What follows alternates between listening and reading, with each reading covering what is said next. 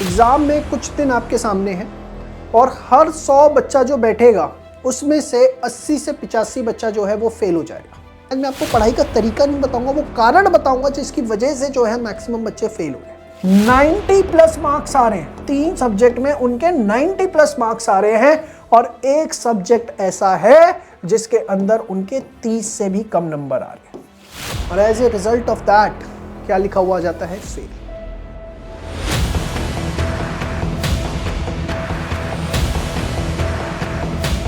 नमस्कार दोस्तों, जय श्री श्याम।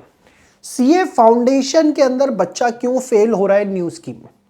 एग्जाम में कुछ दिन आपके सामने हैं और हर 100 बच्चा जो बैठेगा उसमें से 80 से 85 बच्चा जो है वो फेल हो जाएगा। ऐसा क्यों हो रहा है न्यू स्कीम में और खासकर फाउंडेशन के अंदर? इस चीज को जरा समझिए, बहुत गहराई से समझिए और जिसने इस वीडियो को देख लिया एंड तक और नोट्स बना लिए वो समझ जाएगा कि पढ़ाई कैसे करनी है। आज मैं आपको पढ़ाई का तरीका नहीं बताऊंगा, वो कारण बताऊंगा जिसकी वजह से जो है मैक्सिमम बच्चे फेल हो रहे हैं। फाउंडेशन जो है वो कौन सा बच्चा देता है? वो बच्चा देता है जो 12th पढ़ के आया है। अब जब वो 12th पढ़ के फाउंडेशन के अंदर आता है ना, एक सबसे बड़ी प्रॉब्लम क्या होती है उसकी? सबसे बड़ी प्रॉब्लम होती है सब्जेक्ट प्रेफरेंस थ्योरी। ये क्या है सब्जेक्ट प्रेफरेंस थ्योरी? हमारे पास 4 सब्जेक्ट हैं, अकाउंट्स हो गया, लॉ हो गया, इसके बाद हमारे पास क्यूए का पेपर आ जाता है, उसके बाद हमारे पास जो है इकोनॉमिक्स का पेपर आ जाता है। ये चारों पेपर जो हैं बच्चा पढ़ता कैसे है? भाई किसी बच्चे को अकाउंट्स बहुत अच्छा लगता है वो अकाउंट्स ही पढ़ता रहता है, जिसको क्यूए अच्छा लगता है वो यही पढ़ता रहता है, जो इको पढ़ता रहता है वो यही पढ़ता रहता है।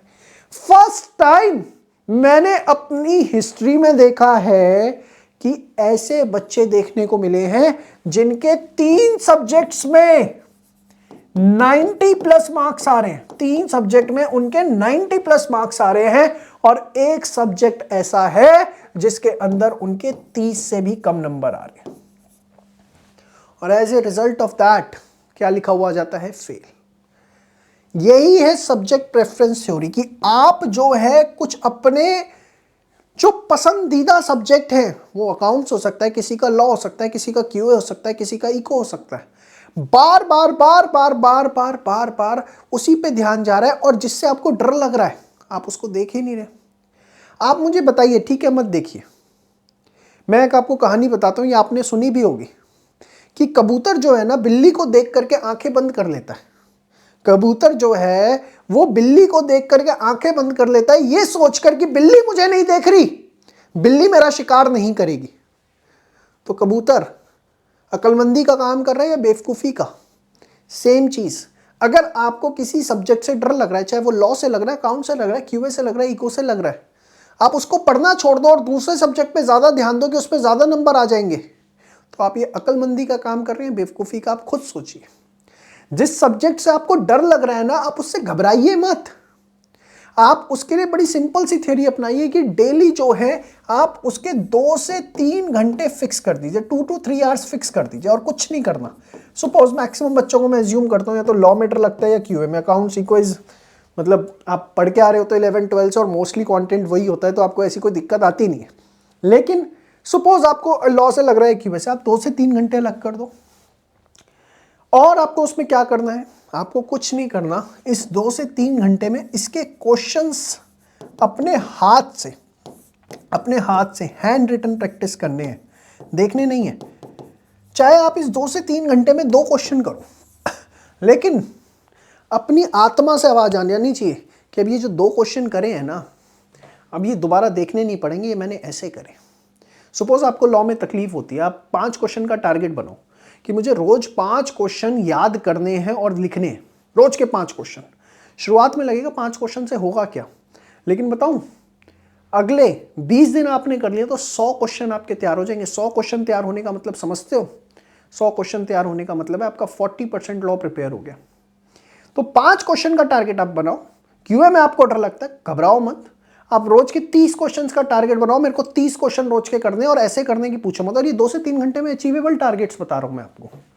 लेकिन प्लीज ये जो सब्जेक्ट प्रेफरेंस थ्योरी है ना, इसका साथ मत दो, इसका साथ मत दो कि ये मेरा पसंदीदा सब्जेक्ट है तो उसको मैं पूरे दिन पढ़ता रहूं और जो मुझे नहीं पसंद है मैं उसको आंख भी ना देखूं, फूटी आंख भी ना देखूं। ये बहुत गलत चीज है। और इसी वजह से इस बार ऐसे बहुत बच्चे देखने को मिले, नाना करते भी मैं बोलूँ, मैंने ही 10 से 12 मार्कशीट ऐसी देखी जिसमें बच्चों के 3 सब्जेक्ट्स में 90 प्लस है और एक सब्जेक्ट ऐसा है जहाँ वो 40 से नीचे ला रहे हैं, 38 ला रहे हैं, 32 ला रहे हैं, 24। एक बच्चे का देखा 18 नंबर लेके आया हुआ था। एक बच्चा ऐसा था जिसके 81 थे, 87 थे, 76 थे और अगले सब्जेक्ट में 18 नंबर थे। मतलब समझ में नहीं आया। ये न्यू स्कीम की बहुत बड़ी प्रॉब्लम है। Please please please her subject पे ध्यान दे, तरीके से ध्यान दे, बहुत ज़्यादा ज़रूरी है। और देखो जो मैं आपको बता रहा हूँ ना कि क्वेश्चंस आपको करने हैं, आपको कहाँ से करने, हमारी परफेक्ट प्रैक्टिस बुक, बस इसके क्वेश्चन कर लो और कुछ करने की आपको ज़रूरत नहीं है। परफेक्ट प्रैक्टिस बुक है। और नोट्स बनाने में दिक्कत आ रही है तो हमारी जो परफेक्ट रिविजन बुक है जिसमें सारे नोट्स आपको मिल जाते हैं चारों सब्जेक्ट्स के, इससे और कुछ नहीं करना, दैट्स इट। मैं लिख के दे देता हूँ, जिस सब्जेक्ट में डर लग रहा है ना वो डर निकल जाएगा और आप 101% उसमें अपनी परफॉर्मेंस को जो है विद इन 20 डेज देखेंगे कि उसमें आपकी परफॉर्मेंस इंप्रूव हुई है। तो उम्मीद करूँगा ये वीडियो आपको पसंद आया। इसके नोट्स आप ज़रूर बनाएं और लिखें, जहाँ आप पढ़ते हैं रोज़ वहाँ पे चिपकाएं कि भैया do not follow subject preference theory, it is the main reason of failure in new scheme hopefully. And please please please जो बच्चे आपके साथी, आपके दोस्त नहीं पास कर पाए पिछले एग्जाम में, उनके साथ इस वीडियो को शेयर करें ताकि वो इस कारण को समझ सकें और जो है अपने इस अटेम्प्ट को निकाल सकें। Thank you so much. जय श्री श्याम।